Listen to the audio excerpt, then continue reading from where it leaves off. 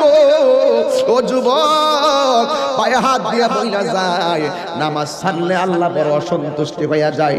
একদম মুসা নবীর কাছে একটা মহিলা আসলেন, আয়েশা বলতেছে মুসা নবী গো আমি এমন গুনাহ করছি আল্লাহর কাছে 100 বার ক্ষমা চাইলে মনে হয় কেন জানি আল্লাহ ক্ষমা করবে না। আমি এত তওবা করি চোখের পানি ফেলায়া কান্দি গো মুসা নবী। আপনারা আওয়াজ করে বলেন মুসা নবী কি নরম নবী না গরম নবী? মুসা নবীর আয়েশা বলে নবী গো আমি এমন গুনাহ করছি আমার আল্লাহ ছাড়া কেউ জানে না, কিন্তু আমি এমন ভাবে আল্লাহর কাছে ক্ষমা চাই কিন্তু আমার আল্লাহ ক্ষমা করবে কিনা আমি জানি না, কেন জানে মনে হয় আমার আল্লাহ আমাকে ক্ষমা করবে না।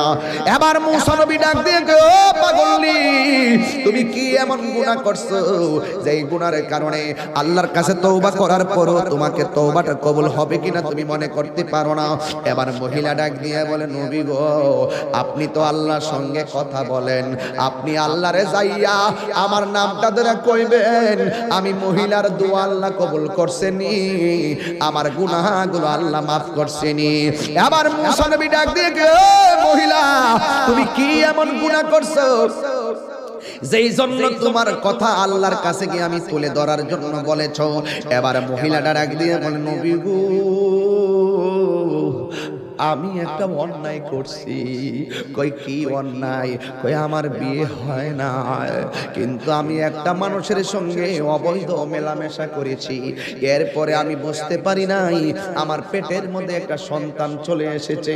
এখন মনে মনে ভাবলাম এই সন্তানটার আমি কি করব, কিন্তু মারার তো কোনো পদ্ধতি পাইলাম না। আমি একটা আস্তে আস্তে কোন রকম ভাবে কাপড় চোপড় দিয়া দিয়া চলাফেরা করি, মানুষকে আমি বুঝতে দেই না যে আমি হামেলা, এই জন্য আমি কোন রকম ভাবে চলাফেরা করি, কাপড় চোপড় পরি যেন মানুষে না বুঝে। কিন্তু আমি এমন ভাবে দিন যত বাড়তে শুরু করলো আমার শরীরটা ভারী হইতে শুরু করলো, শেষ পর্যন্ত যখন 6-7 মাস হলো মানুষ আমারে দইরা ফেলাইবো আমার অস্বাভাবিক অবস্থা দেখলে, এরপর আমি জঙ্গলে জঙ্গলে যায়া যায়া ঘুরছি যেন মানুষ আমারে ধরতে না পারে। ও নবী গো নবী গো নবী গো আপনি জানেননি গো আমি যখন দেখলাম 10 মাস 10 দিন হয়ে গেল, একদিন আমার পেটের ব্যথা উঠে গেল, মনে হইছে যেন আমার সন্তানটা হইব। কোন দাইমারে ডাকলে শাস্তি হইয়া যাইব, কোন দাইমারে ডাকলে সাক্ষী হইয়া যাইব, কোন মহিলারে ডাকলে সাক্ষী হইয়া যাইব। এখন আমি কি করব?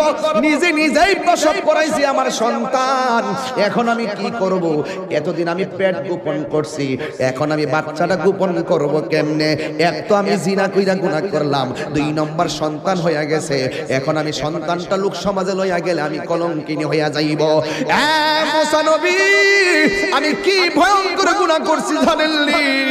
আমি জঙ্গলার ভিতরে বাচ্চাটা হওয়ার পরে জিন্দা সুন্দর একটা ফুটফুটে বাচ্চা, এই বাচ্চাটার আমি গলার চিপ দিয়া মাইরা ফেলাইছি। এই জন্য আমি জিনা কইরা গুনাহ করছি এক অপরাধ, আমার পেটের মধ্যে